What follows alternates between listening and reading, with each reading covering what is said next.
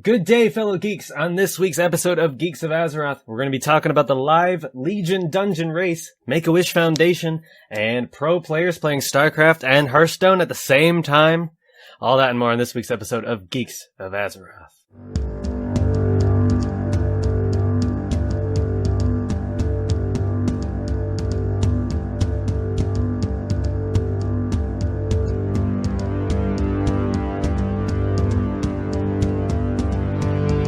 By geeks. About geeks. For geeks. Welcome to Geeks of Azeroth! Hello, and welcome to the show. My name's Tarley, and with me, as always, we've got Britzza and Blue Square. Blue Square, the best podcasting host we could find. Yes, unfortunately, Big Voodoo could not be with us this week, but still, how's it going, Britzza? It's going well. Surprisingly well. And I say surprisingly well, I haven't actually done a lot of gaming stuff, to be honest. Oh, really? No. I have. Actually, no, it brings an interesting story. Obviously, yesterday was a very special day for many couples, I guess. Right. It was Singles Awareness Day. Singles Awareness Day.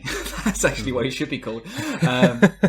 But something that really stood out for me is that for me, it was more returning to a relationship, and that relationship was the shipyard. Things have been incredibly bumpy with me in the shipyard in recent years, but we've decided to give it another shot, mainly because I'm going to finish this darn legendary quest if it kills me, and it likely will. So yeah, unfortunately my WoW time has been dedicated to watching ships explode and then hunting for oil, which is what we love. Dailies and watching things you create break. Yeah, I mean, I spent yesterday, of course, with my true love as well.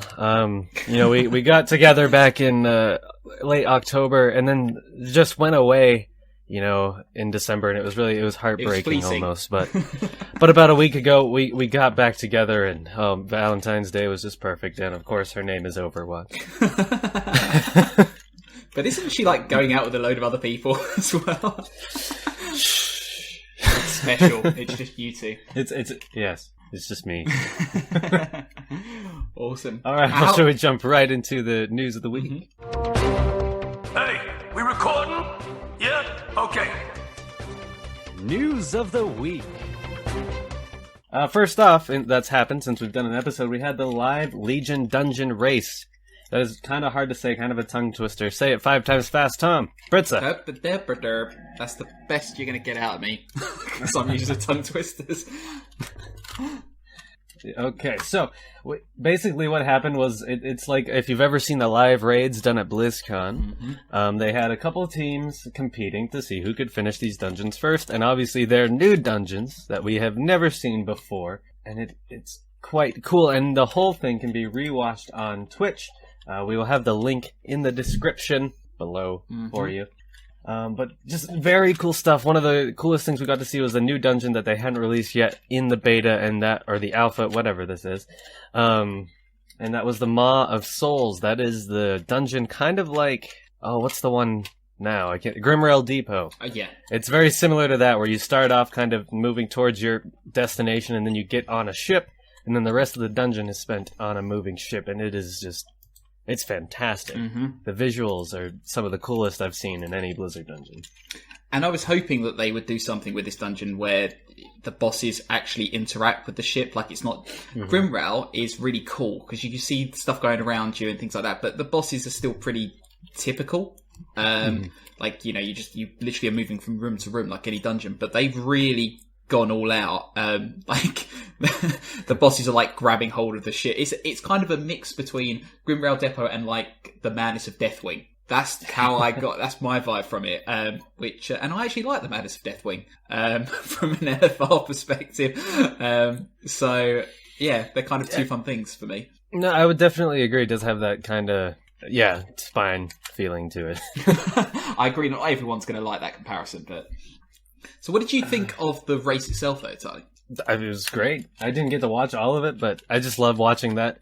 Honestly, I think that's a more interesting competitive view for World of Warcraft than it is watching arenas. Because a lot of the time when you're trying to watch competitive PvP and WoW, especially from an outside perspective, you have no idea what's going on. Mm-hmm. But in a sense, watching a dungeon race is a lot easier to follow. You can see the objective, you can see what each team's trying to do. Mm-hmm. So, I don't know, I think that's a really cool thing, and I would love to see Blizzard do that at BlizzCon or something for normal teams instead of just competitive raiders, stuff like that. Let, challenge mode people sign up and stuff like that. That's it. And I mean, obviously you had, the teams were, I might as well just read them out. You obviously have from Europe, Trekkie, Bellular, and Quelric, and backed up with Alex and Loz from Fat Boss TV.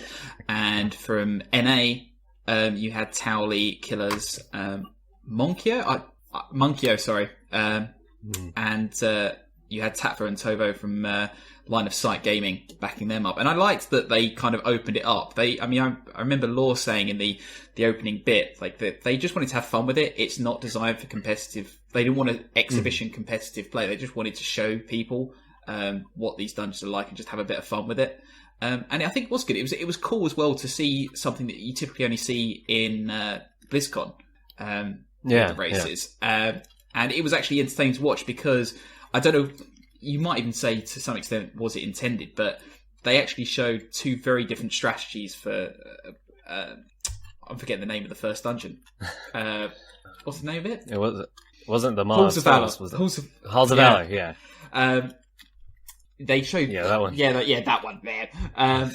So cool. They were showing... Yeah, it's absolutely incredible. They were showing how North America tried to cut in, and I won't spoil it for everyone, but they tried to do a little cheat, and it really didn't work at times. It really did get them, and whereas Europe did the old traditional thing of just throwing themselves in and hoping for the best. So yeah, it was really good, and I think it really shows the typical dungeon style between European players and American players. Yes, but no one was kicked. Where was all the hate? That's not a true raiding experience. Well, did it show the party chat? I mean, there was probably so much hate in the party chat. It probably was. I can imagine Trekkie just getting abused. But I think it would be interesting if I don't know if they have done it, but whether they release a player view of it, because the whole thing is Ian Hazzikostas and Law just talking and commentating. Well, you can go to like their YouTube channels and they've uploaded like Bellular. I was watching his perspective of a lot of it, so it's actually pretty cool. That's cool. Were they talking about the fight as they went as well? Well, he didn't have it like recorded at they recorded their gameplay, but not their commentary. So he was just talking about it after the fact while having the gameplay. So awesome. And as well, I think it really gave you a feel for the dynamics. I mean, it's still a bit glitchy. Like the dragons are just kind of hovering there, not moving, which is kind of fun to watch. But I think it shows that they've actually really got some good dynamics going in these dungeons. Some really good mechanics backing up. Also on Heroic, they were talking about how Heroic, every boss has an extra mechanic that you've got to bear in mind. And they're not the most complicated thing, but still, it's nice to see how that all comes together at last, when you're not disconnecting and things like that. Yeah, it's definitely cool to see Blizzard actually doing stuff like this, keeping people somewhat excited for Legion. They still have been in the dark a bit, but that's okay. And with length as well, actually. I mean, without giving things away, EU finished in about 36 minutes. They had a pretty good run, and they did, the traditionals, like take all the trash and all, everything else. So, it feels like dungeons are actually quite a good length. As well, whether that's just because it's heroic, I don't know, but I think some people even complained like, dungeons is becoming too fast in Legion, but I think 36 minutes is, pretty good when you're talking about top end raiders and people who know the dungeon inside out and have practiced it again and again. So that's good to see. Absolutely. Anything else on that before we move on? Where do I have to send the money for the beta access? I don't know. I'm looking for mine as well. I want beta access. Oh, but it's alpha. Completely unrelated because we haven't talked about this. But you heard about how people who go to see the Warcraft movie are going to get WoW. Basically, Blizzard's idea is that I don't know whether it's like you have to get every ticket purchaser. I don't know if it is. I think you have to have like a special ticket. But the idea is that if you have this ticket, whether it's a special ticket or every ticket, I can't imagine it's every ticket, but I guess they might, you will get every WoW and every WoW expansion. Up to what or up to Legion? you won't get Legion, but you'll have everything up to it. But you'll get... Okay. So, presumably that means if you sign up, you'll get the free level boosts and everything as well. You'll get your 90 at least, I think. Yeah. And that... Just the time frame of the movie release and the amount of people that will probably go to see that movie, that could be huge for the game. Especially if they give it to every ticket holder. If there's just a redeemable code on every ticket that prints out. Yeah, I mean, why couldn't you? It'd be like, it's the same as refer a friend. You know, if every person who went to see the movie did refer a friend, that would be fine for Blizzard. So why don't they just give out the game anyways? And you got to think Blizzard is profiting off the movie anyway. Yep. So... It makes me... and WoW is in a decline, so I mean, it makes perfect sense. WoW's still healthy, Tarley. It's healthy, but it's been in a decline, you know, from its hype. But I don't know. I just think this could be a really good move if they gave it to every ticket holder. I think so too. The funny thing is, one, do you think this will happen with the other two potential Warcraft movies? So will we see, like, this is a good medium for them to try and constantly boost subscriber numbers? And also, the movie's coming out in June. In the results, Blizzard's results, they said that they were going to time the release of Legion around the Warcraft movie. It's going to be after. But if you think about players who are new to the game, if they come in and they play Warlords, and they'll have to have some time to play with Warlords, because if you think about the story of Warcraft, it has to link to that. But I'm thinking... pre-patch in June and launch in July. That's where I'm what thinking. I would expect. I'm thinking end of July latest for release now, because you can't put them through 3 months of WoD because they won't stick around. So you've got to throw in the new content. So I think that's a really good sign that we could see it a lot sooner than that September that they've stuck on the packet. Right, and they also don't want to time it too close to Overwatch as well, which Overwatch's releases by mid-June this year. So, assuming it comes out in June, you wouldn't want to stack Legion right on top of that as well. Exactly. That'd be weird. So no, actually, no, never mind. Just throw it all in. Same day release. Yeah, and just surprise us with a Diablo expansion as well. Same day. Yep, just pile it all in. Make a load of money on one day. StarCraft 3, just pile it out. Confirmed. Yep. All right, so moving on. Make-A-Wish charity. Something that happens for Blizzard every year where they sell a pet on the pet store and all the funds go to the Make-A-Wish Foundation. And this year, and I'll pull it up on screen. There we go. Yes. This year, for selling Bright Paw, whoa, that's probably trippy for you guys because I'm duplicating the screen there. There we go. Welcome to the Nexus. Welcome to the Nexus. Bright Paw made $1.7 million for the Make-A-Wish Foundation, and that is just absolutely huge. That is a lot of money for charity. Good job, Blizzard. I did some very basic maths. Going on the American price, that means there's 170,000 of them sold, which means we have at least 170,000 active players. We're still going strong. WoW's not dead yet. But no, that's incredible. And it makes me wonder whether you think, Tarley, they should do more of these charity sort of giveaways. Or do you think... I think they shouldn't flood the market, no. If they just started selling a pet every month or so for charity, it'd lose ground. They wouldn't make that much money every time. But, every few months, and if they did something different every time, like not just a pet, like a charity live stream hosted by Blizzard devs where they play Blizzard games or something. Or they play League of Legends, that'd be even more hilarious. But I don't know, just mix it up. But yeah, they could definitely benefit from doing more, just not too many. Not that giving to charity is bad. You should always give to charity, every day. No, but it's got a point, because there's only so much money that people have.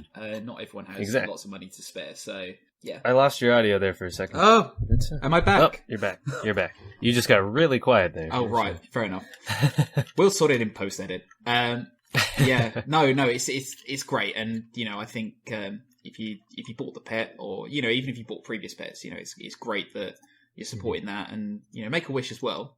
Reading some of the stories, it does bring a tear to the old eye. What they do for people, and I think as well, wasn't Make-A-Wish? Didn't they recently in Sydney? They had how was it New York? They got a kids I think with leukemia to play Batman and go and hunt Batman villains. Well, in Sydney, they had a kid, I think with sickle cell anemia, and they let him play Iron Man and go around fighting Iron Man baddies and saving people around Sydney. And he got he got inducted to the Avengers by Tony Stark himself. Oh wow, that is really cool. Just some of the work people are supporting, which is brilliant. So that is very awesome. $1.7 million. A lot of that. I mean, that can go a long way. So good job, everybody. Good job, community, for buying Brightpaw. We should all just go to Stormwind and bring out our Brightpaws. I think that would crash the server pretty quickly. Brightpaw party. Too much purple. There's no such thing as too much purple. Just look at my hair. I don't think I could pull that off. You should. All right. So moving in, this is a very interesting story that I haven't even had the chance to read yet. So I'm going to let you, Britzza, lead us into this topic. So go right ahead. Well, the title of the story is Pro Player Tries to Play StarCraft and Hearthstone at the Same Time. And it really is kind of that. Crank, who's sort of a veteran streamer, he basically just tried to do that. Play competitive multiplayer StarCraft 2 and Hearthstone matches at the same time. And we'll put a link in the notes for you guys to check it out. But it genuinely, it's incredible because you sit there and think, like, what can the East do in terms of, like, like how quickly they can type. And it's so cliche about, how quickly they can react even faster than macro. And I don't think everyone's ever tried to play another game on top of all of that. That's quite incredible. So it's definitely worth a watch. But I wanted to know, Tarley, whether you've ever tried it. I have not, but... Not yet. Just for the purposes of Geeks of Azeroth, I am going to try it. What? Oh, right, after the show. Well, yes, I will record a video separately. We'll have it uploaded on our YouTube channel. But I'm going to try... Maybe I'll even mix it up. Maybe I'll try playing Overwatch and StarCraft at the same time. That's crazy. It's just so crazy. It just might work. Maybe. No, I don't think I could do that. I think I'll stick with the StarCraft and the Hearthstone. There's just too much to have to pay attention to with Overwatch at the same time as StarCraft. So it does, we joke about I joke about Hearthstone, like when they bring it to the stage at BlizzCon and how sort of slow paced it can be. But it kind of says something if you think about, like, you're watching them at the next BlizzCon and you realise that they could also be playing StarCraft in between turns. I think what I might do differently than this person here, they're just tabbing between the programs. I think I will have Hearthstone on my phone while playing StarCraft. That way I can multitask. That's probably... Keep them both open at the same time. I agree. Or I do have two monitors. I can just do it that way too. That's cheating. I wonder if that would actually work on an esports scene. Like, what would happen if you had two people who had to play two different games at the same time? We should just issue a challenge to professional streamers. We'll start a tournament. Yes, take us on. Us with our multi-monitors. Well, so that's what we should do. Instead of me just playing random people, I should play you, Britzza, in both StarCraft and Hearthstone at the same time. We have to give that a go. I think that would actually be quite a challenge. Let's do it. Yeah. Let's do it. Okay, we're going to do it. Ladies and gentlemen, it's going to be awesome. It's going to be messy. It will be. I don't know how to handle it, but... All right. So we'll get a hold of Big Voodoo. We'll see if he wants in this challenge as well. But he has been in top tier Hearthstone leagues, and he is a platinum StarCraft player, near diamond. So kind of intimidating. Yeah. I think if I just played StarCraft and he was playing StarCraft Hearthstone and maybe Heroes, then I might be able to beat him at StarCraft, so... Yeah, add Heroes in at the same time, and wow, he has to be doing a dungeon. But I haven't built my turrets, Big Voodoo! And his computer will explode in the process, because he'll be recording all of it at the same time. Maybe that's the way to win, just to flood his PC. Alright, so yes, now that challenge has been issued and will be done, let's move on to the biggest topic of news. Overwatch is back, and it is better than ever. Britzza, what do you think? Oh, yeah. Don't have beta. No. Again, I am the only one of my friends who have been opted into the beta, so it's been a lonely beta, but man, it is fantastic. So many changes since it came back. First off, just the main menu brings up the feeling that this game is an esport because it just has that red and the blue accents everywhere, which is typical of the esports scene.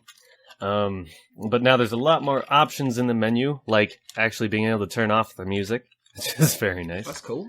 Not that I don't mind the music is great, but my own music is just so much better for competitive play, which I'm sure a lot of people agree with, that my music is better for... I was going to say, yeah, you are the tracklist master. Mm-hmm. No, but really, it's the progression system, which I think is just fantastic that they put into the game. And that's just every time you level up, you get a loot box, and that loot box can contain just white items. And it contains the same coloration from every other Blizzard game. You have white, blue, purple, and gold, being the rarity of the item. Gold usually being an epic skin. But there's 162 skins so far put into the game. Oof. That is a lot. You can check them all out online. You can literally look through all of them. A lot of them are just recolors of each other. But that's pretty cool. And you unlock those boxes each time you level up. There's an infinite level cap, which is pretty cool. But it does get harder to level up as you go. I'm only 21 right now, and it's just like a lot of experience to get through. But you can also get gold for either selling items that you don't want, and then you can buy skins or other such things with that gold as well. And there is no cash shop implemented in the game, and Blizzard has not yet said they plan to implement one. Do you think they will, though? I'm hoping not. If they keep the game just fully progression-based, I think it would be awesome. But if they do a cash shop, then it's okay as long as they don't limit things to a cash shop. Like, a cash shop only skin should not be a thing. Like, I get it for people who have more time than money. Mm-hmm. Or more money than time to play the game, rather. I'd rather be the latter. Hold on a second. I talk about your feelings of Overwatch. FedEx is at my door. Shut up and take my money. He's back. Sorry, loves. The cavalry's back. I was going to say, I was kind of just rambling about the shop and left to the void. I was just saying about how I've just spoken about it, so I should be able to say it, about how, because we're buying the game up front, like StarCraft and Diablo, where you're buying the game up front, I think Blizzard typically doesn't introduce a paywall afterwards, except for like DLC, like the Nova DLC that's coming out. So I think generally, we should keep it, pretty free. Freemium is the right word, I think. Or maybe if they just make future DLC paid. And not even Heroes. Heroes should be released for free, and which they've already said they will be. Yeah. Heroes and maps, but future skins are...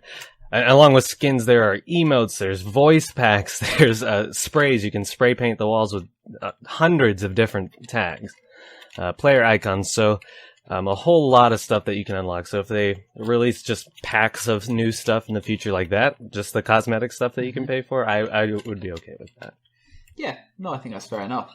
In terms of like the gameplay itself, like, have they done a lot of rebalancing in the recent releases, or? Oh yeah, like majorly, I would point out to Torbjorn and Bastion, the two like turret type characters, very defensive. They were kind of hard to deal with. Okay. Before, like they were very campy and very like if you had 3 Bastions camping a point, you couldn't win the game. But they've made a lot of balance changes to stuff like that, stuff that can get really campy, and now they've made it even more so of just constant changing heroes and trying to counter what your team has, and it's such a fun dynamic, and it's great. I love it. See, that's the one thing I still can't get used to, and it's because I haven't played it. The idea that you can change your hero mid game, and also that you can have like 5 tracers going around, which is probably awful for the people playing. Last night I literally won a game with my whole team, 6 Torbjorns. Basically made us a 12-man team because we all had our turrets, and then Torbjorn can run around by himself with his gun. Okay. It was nuts. So you were playing tower defense in Overwatch. We were the defensive team, so all we had to do was hold a point with 6 turrets and 6 guys running around. It was pretty hilarious. How do you break that? But Like, how would you, if you were up against that, what would you swap to?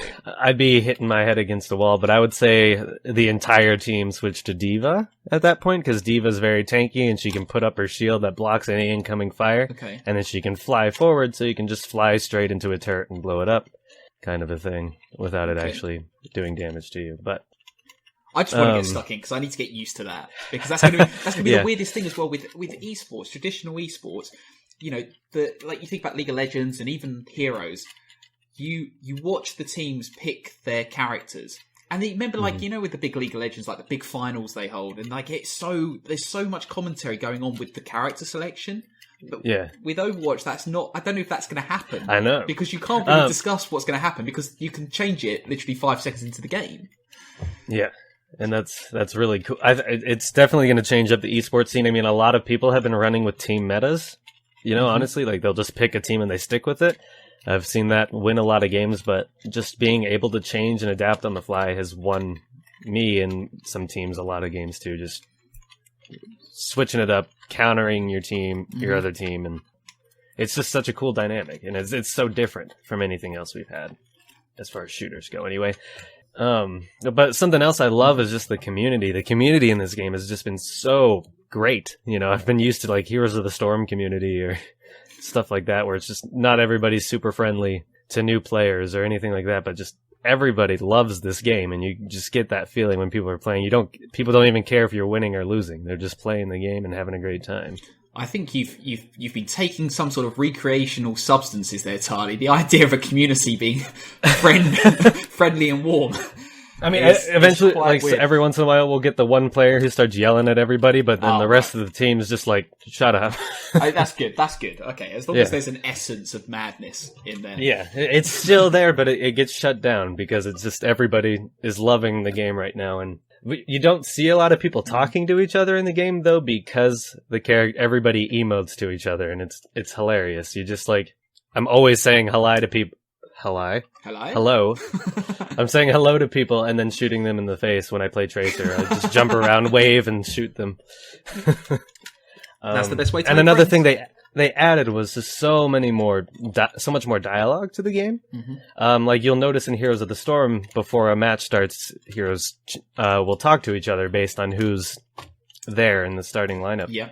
And so the same thing happens with Overwatch now. Like, people will have conversations, like Mercy was trying to talk Winston out of his addiction to peanut butter. So fair enough. So it's just some really cool stuff there. Some skins can actually change how the voices are now, too. Like, there's a skin for Hanzo where he looks like Duratan, basically. He has a wolf skin over his head, and he's covered in leather. But every time he fires his ultimate, he's got wolf howl instead of his... Fair enough. I was going to ask you to change the abilities. That sounds cool. Yeah. So it's just overall, the game feels really great. It's so polished. Maybe a few balance changes could still go in, but I'm ready for it to be released. Let everybody play. They must be, pretty close, because obviously they delayed this beta. Oh yeah, and the new game mode. The new game mode is great. Yeah. And they added 2 new maps, didn't they? Or was it? Yep, specifically for that game mode too. Right.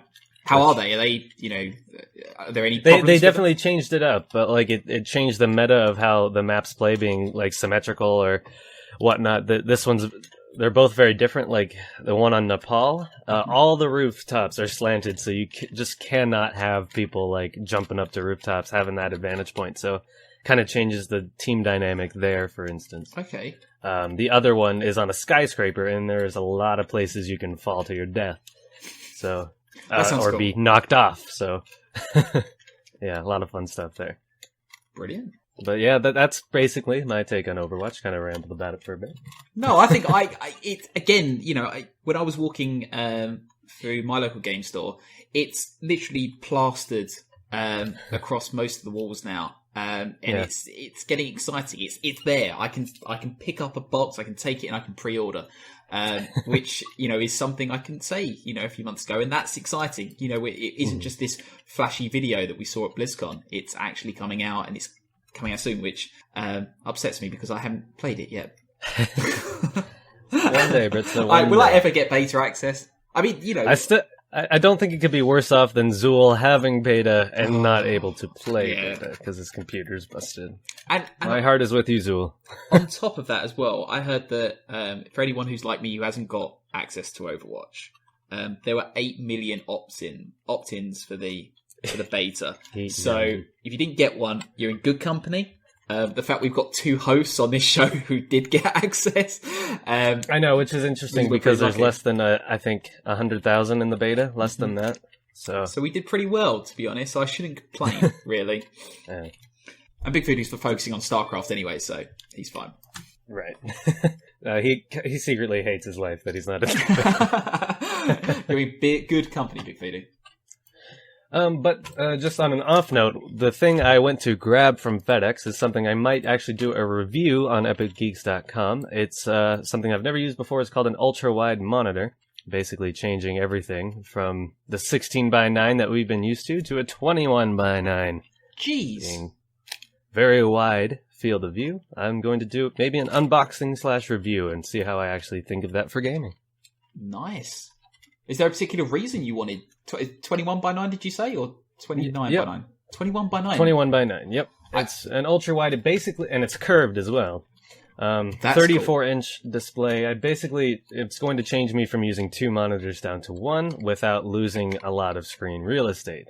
It's a 2K display, 1440p, so we get a lot more resolution, and it's supposed to be way more immersive for gaming. Just having that, I guess, the curve kind of fills your field of view. I don't know. We'll see. How will that impact use of the Oculus? It wouldn't at all, because the Oculus is... Oh, of course it is. Oh dear, I just derped. That's coming out soon. Yeah. Anyways, let's not get distracted. All right. So, do you want to say anything more about Overwatch, or should we? No, I might cry, Tarley. Actually, I'll take this time and I will show off some skins. What? Yeah, I will. We're doing a preview, an insight. I don't know what we call this.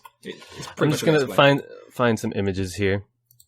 What have you thought about the skins while we're talking about them? I mean, do you think, obviously with Heroes, and it's the nearest thing I can liken it to for Blizzard, like recently, the skins coming out of Heroes have actually been pretty good. So, you've had the Lunar Festival ones, you've had some really good special theme ones like the, I call it Darth Vader lyric, but you know the one I'm talking about. Do you think... Go on. I'd say all the legendary skins, they are fantastic because they actually change the entire look of the hero. Exactly. Whereas the rest of them are just mainly recolors, even though some of the recolors will look better than the legendaries. Like there's a Tracer where she's just white and gold and she just looks fantastic. Cool. And that's just one of the rare skins. But no, the legendaries are my favorite, but what I'm really looking forward to is more themed skins or other Blizzard game themed skins. They already have a Black Hand Reinhardt, which I just unlocked last night, and it is so cool. He looks almost just like Black Hand. He carries an axe instead of a hammer. Very cool. I am going to check that out. Here we go. We're going to bring this over to the screen here. We have typical Reaper there. Overgrown Bastion. He looks pretty neat. Orange Hanzo, or Young Hanzo. He looks just like an anime character. Very cool. Different coloration of that. And then the Wolf Hanzo, he's a badass there with his wolf skin. But the Gambler McCree, this legendary skin, looks so different from how McCree looks. He's got his slicked back hair with his cowboy hat and a cigar in his mouth, and kind of an old-fashioned tuxedo thing that he's wearing. It just looks fantastic. But that's 1,000 credits to unlock that one, and I have yet to see it drop out of a box. Super rare. Got Firefighter May. Looks pretty interesting. Punk Tracer is also one I've been vying for because I play Tracer about 90% of the time. Looks pretty cool. And of course we have Space Winston. Safari Winston, though, definitely the coolest because it puts a mustache on his face. And you just can't deny Winston with a mustache. It looks so cool. I'm going to have to look all of these up. And of course, Widowmaker, they kind of just make her look even sexier than she did before. So there's that. But that's just a preview. There are, like I said, 162 skins so far. They don't even have legendary skins for everyone yet. So, still a work in progress. How much crossover do you think the skins will have? Like, you talk about, like, Blackhand, Reinhardt, and things. Do you think it's going to be a lot of crossover between the other Blizzard games, or they'll just keep it more sort of within Overwatch? I think more will come with time. Like obviously right at the bat, they want Overwatch to be its own unique game. But I think they'll add more and more. Like, I feel like the Wolf Hanzo was meant to look like Durotan without directly saying it. Because he looks an awful lot like Durotan. But they haven't even implemented legendary skins for all the heroes yet, so they got to get that out. And then maybe, like, when Legion comes out, they'll do special World of Warcraft skins kind of a thing. I can see them doing that. Holiday-based skins would be a cool thing as well. I would love it if Blizzard decorated all the maps in Overwatch to like, for Christmas or Halloween, something like that. That would be cool.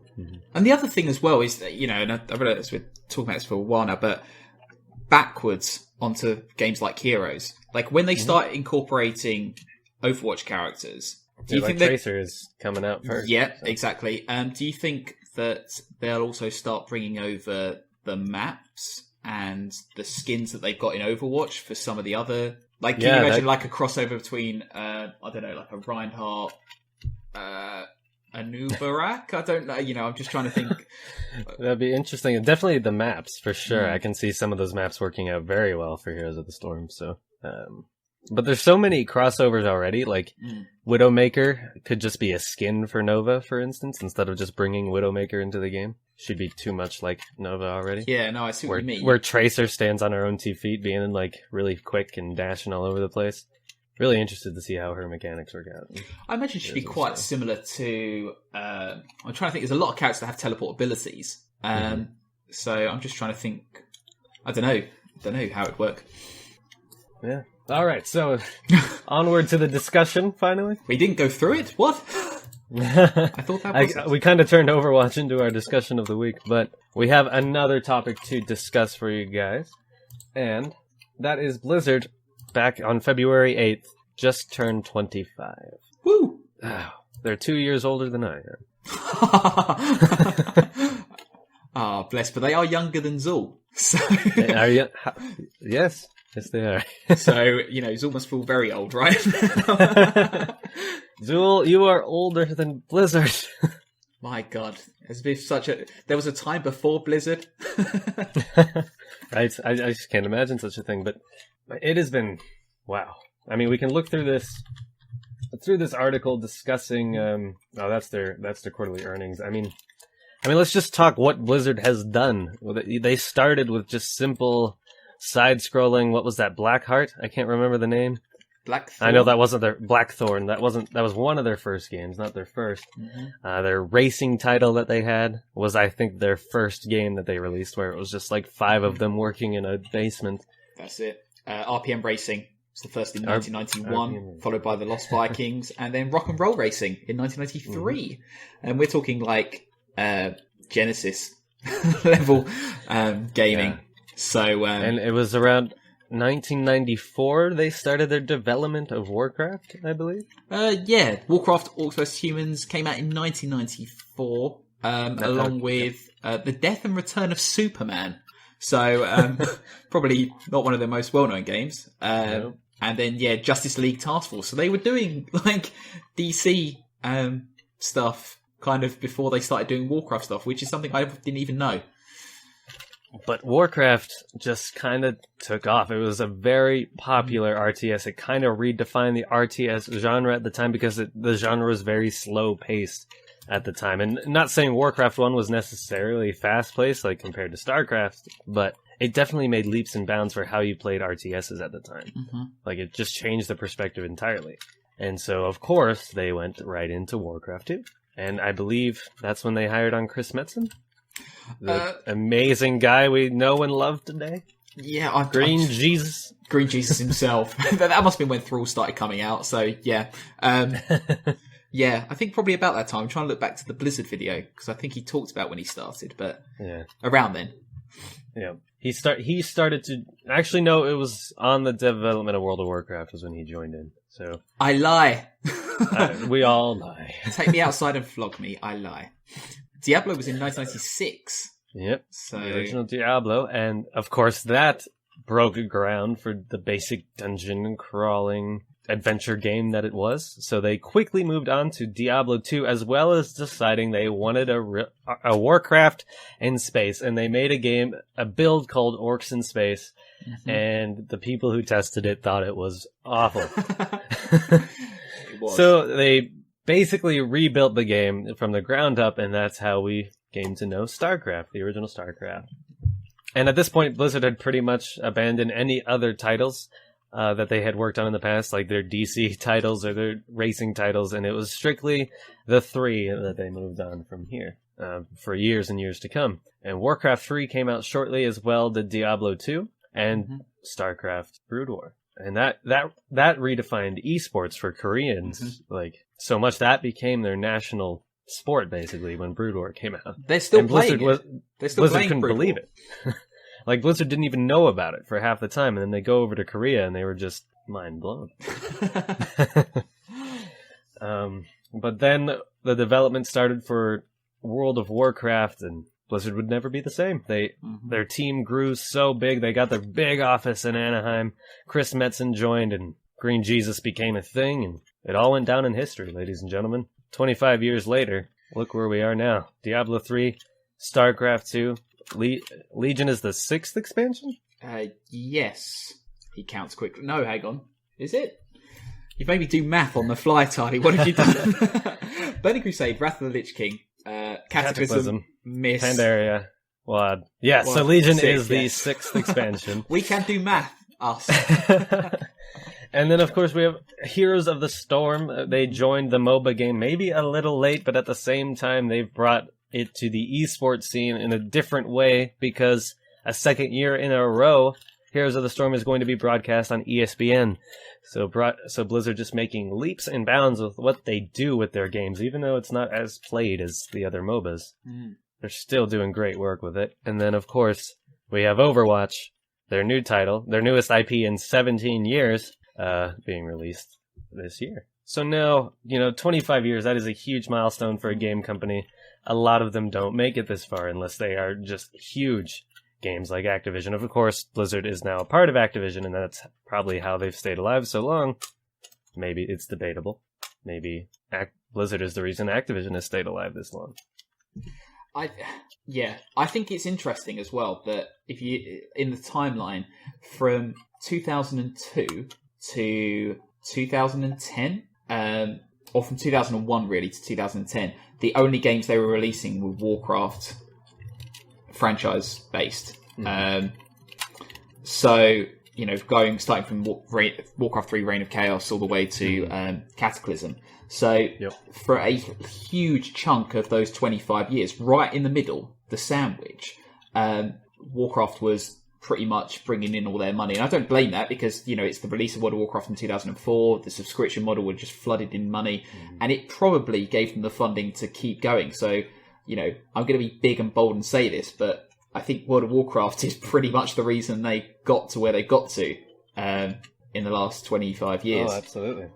I think that game defined Blizzard for pretty much who they are. And definitely. And that's why there's a movie coming out. It had to. Had to be. With the Overwatch movie following in short form. We do have Overwatch short films coming out this year as well from the animation team, which better than Pixar quality here, people. I mean, I am stoked for those. I think the Pixar team would disagree with you slightly. But no, they are incredible. Is that all in-house, or do we know if they... It's all in-house. It's all Blizzard's cinematic team actually doing these short films. I'm just wondering where they got the digital artists on that one, because you're right, it's bang on Pixar's style. So it suggests they kind of took...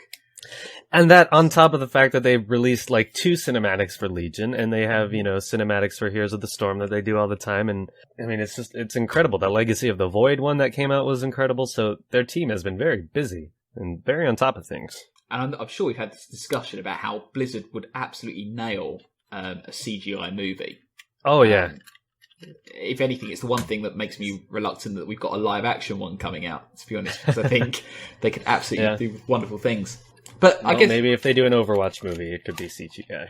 I think they could do a live action one. Who would you get to play people? Like, who would play Winston? I'm trying to think. Just get Jim Carrey and a big monkeys. I don't know. Just really bad misfit actors. But going off that, I mean, where do you think... This just in, Britzza just called Jim Carrey a really bad misfit actor, so... just... For playing like a 12'8", then yes. You know, when he's playing Ace Ventura, he works with them quite well, but... I'm not thinking of that scene with the rhino, but never mind.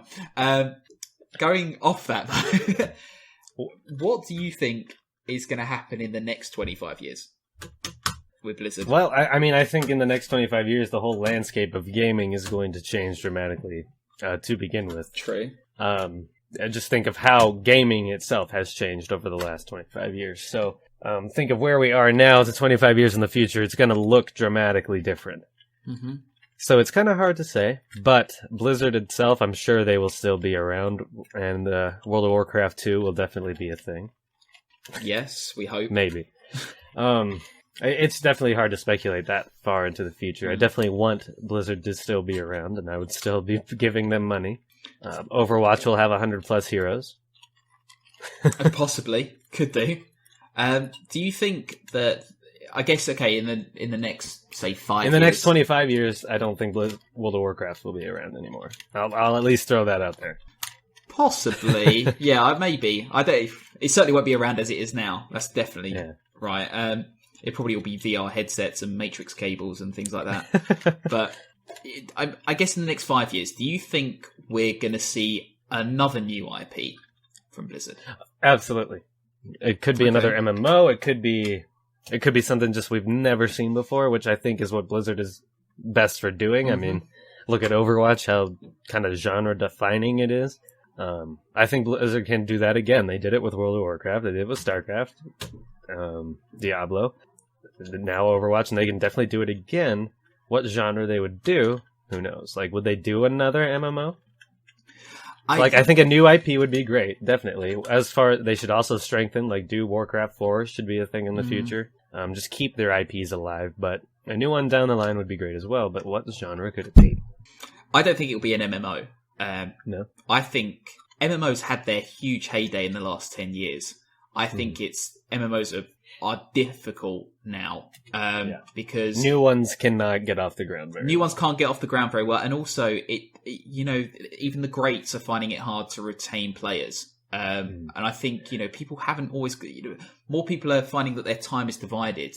I haven't touched my Xbox in probably like 3 months because anytime I have free, I feel like I've got to log into Heroes, and I've got to and WoW takes a hit because of that. So I think MMOs are not going to be the focus. Do you think that's almost the future of gaming? Is more just esports type games in general, where you can just log on, play a game, log off? I think that's I think it definitely that's the works thing, with Overwatch. Yeah, and I think that's the. I don't want to use this. I don't mean this in a bad way, but I think that's the phase we're in with gaming right now. It's esports era. It is. If I can watch a team of 5 world-leading players play the game I'm playing, I'm going to play it with them. And that's what drives you. The thing that sort of brought me into League of Legends was watching the esports scene. The thing that's keeping me really engaged with Heroes is watching their world championships. And I think that's the sort of type of gaming that's going on at the moment. People seeing competitive play at these sort of big tournaments and going, yeah, I want to get involved with that too. Maybe not compete professionally, but still, I want to play that game.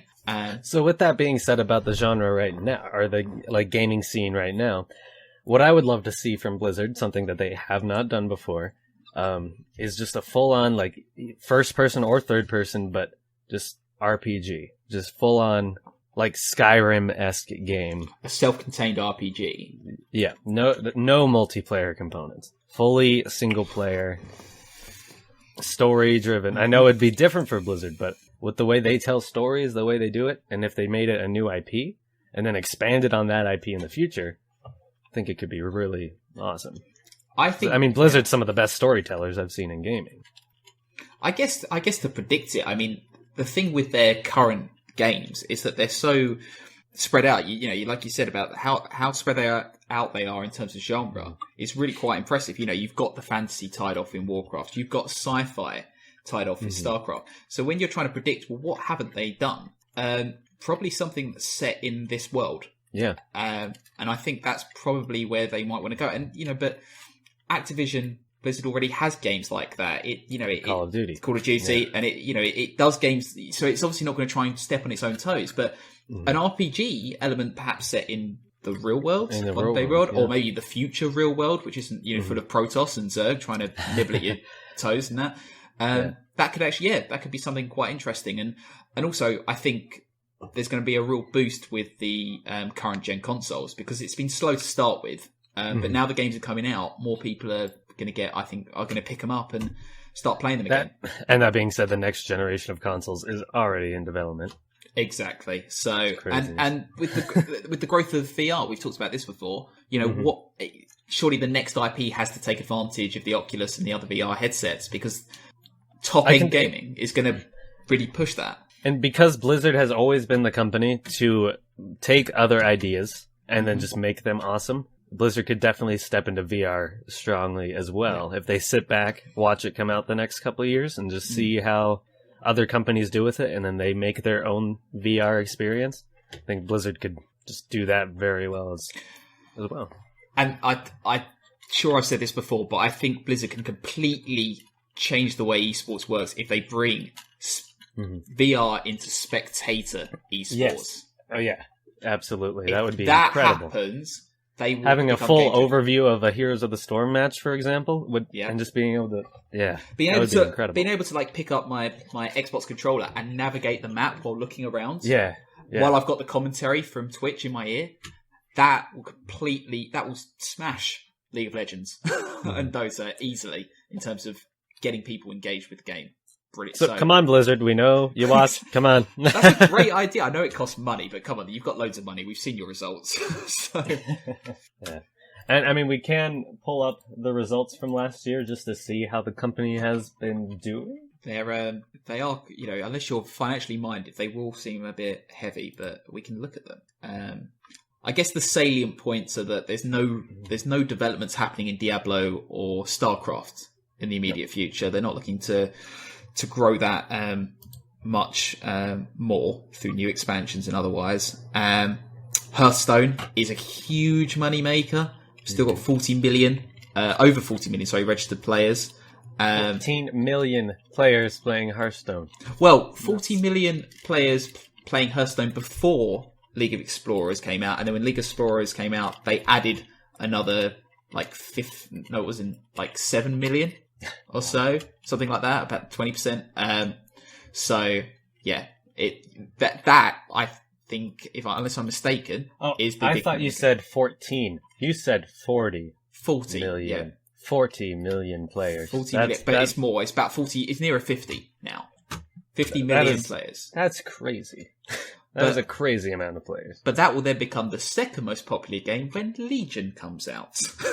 And we have 55 million players. Which could happen, actually. You don't know how well the Warcraft promotion will work. Yep. It could flood the market. It's definitely possible. Who knows? LFR is going to become a very fun place to be after the Warcraft movie. But one of the big things that Blizzard did with their money, right at the end of 2015, was they purchased MLG. Mm-hmm. And that is huge. That is definitely showing that Blizzard is taking esports seriously. And I guess they definitely have 3 games that do very well for esports. So, in terms of, for people who don't necessarily know MLG, Tarley, what's the big point about MLG? Well, MLG was one of the first companies to actually represent pro gaming, Major League Gaming. And just for years, they have been the scene for, they used to do StarCraft tournaments, but they kind of stopped doing that. But they have been the Call of Duty, the Halo, Team Fortress 2, all of the major shooters have been done through MLG tournaments. And now Blizzard owns them.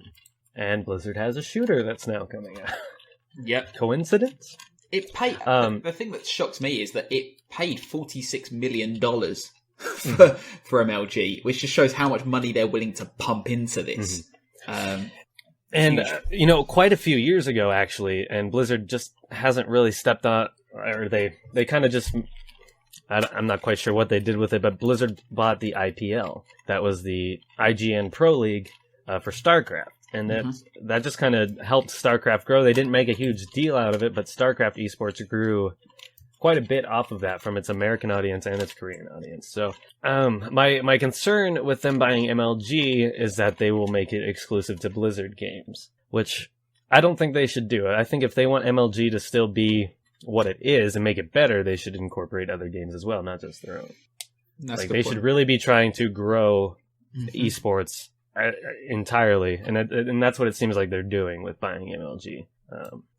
I think so too. I think if you control I say control, it's not like Monopoly, but if you've got the platform and everyone's part of the platform, then you can kind of nudge your game towards people. And I think you're right, because you don't want just the Blizzard esports company, because no one's gonna, well, not no one, but yeah, it's not gonna be as popular.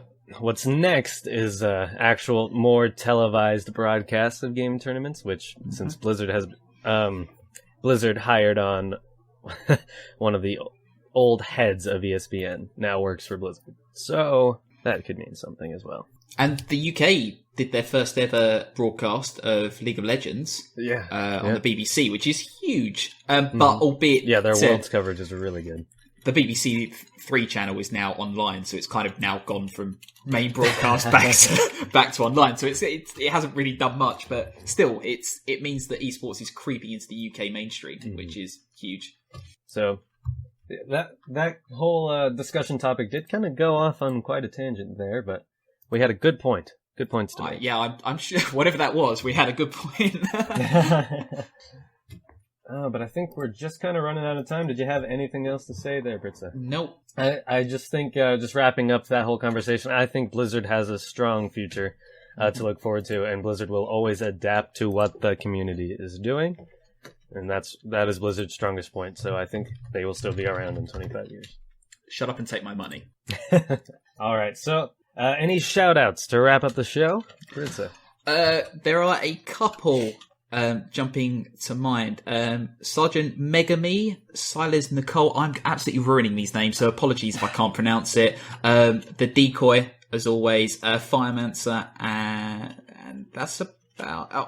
and Vic or Invictus, depending on whether you want your main name or Twitter name. So big shout out to you guys. And I don't happen to have any shout outs this week, but it's time to say thank you to everyone.